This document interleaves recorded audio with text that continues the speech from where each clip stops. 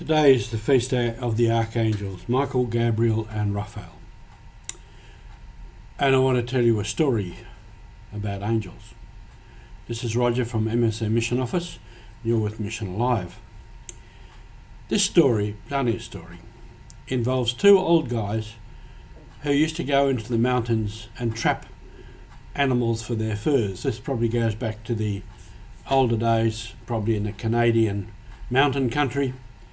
And they live on their own for months and months and months, snow and the cold, and they'd get their furs and I'd bring them down to town and sell them, and I'd have a quiet time in a hotel, drink a few beers, talk together and whatnot.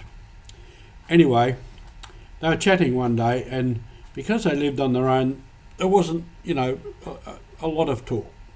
But they were talking about various things. And one said to the other, he says, "I never asked you this. Over all the years I've known you, are you a believer?" And the other guy said, "Yes. Oh yes, always a believer. I'm a strong believer. The only thing kept me going in all these years." "And what about yourself? Are you a believer?" And the other guy says, "No, never believed. Never believed. Never found any reason to believe." And the other guy, the first guy, says, "Were you ever," and he said to his friend, "were you ever tempted not to believe?" And he said, No, always a believer, never doubted." "And yourself, were you tempted to believe?" He said, "Well, yes, there was a time. I was right out over the mountain checking me traps, and I didn't notice a storm coming over the mountain. Next thing, it's blowing, and it's snow, and it's cold, and I'm really in trouble. So I got in under some rocks, and I'm really starting to freeze up. And I prayed, I said, "God, if you are really out there, I need an angel to come and help me now. I need some angels to help me now. I'm in a bad way." And the other guy said, "Well, what happened?"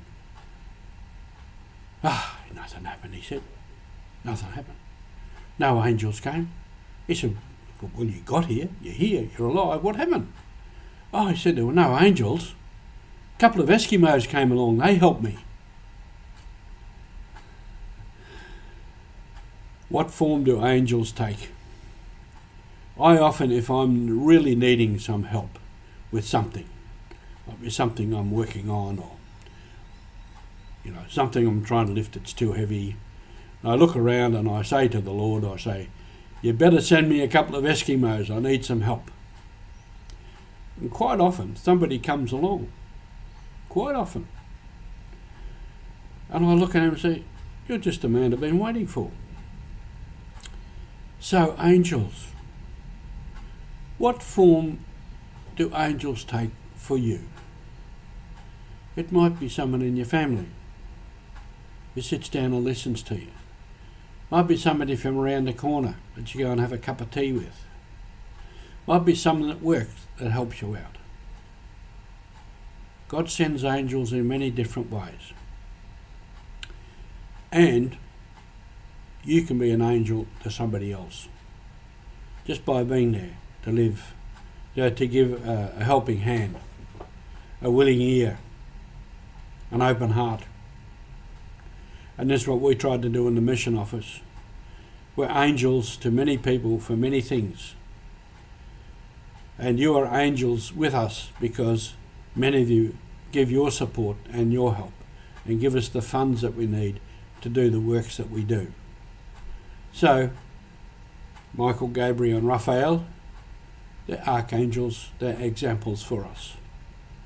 What we are called to do, as part of our mission, is to be angels for each other and accept the help of other angels.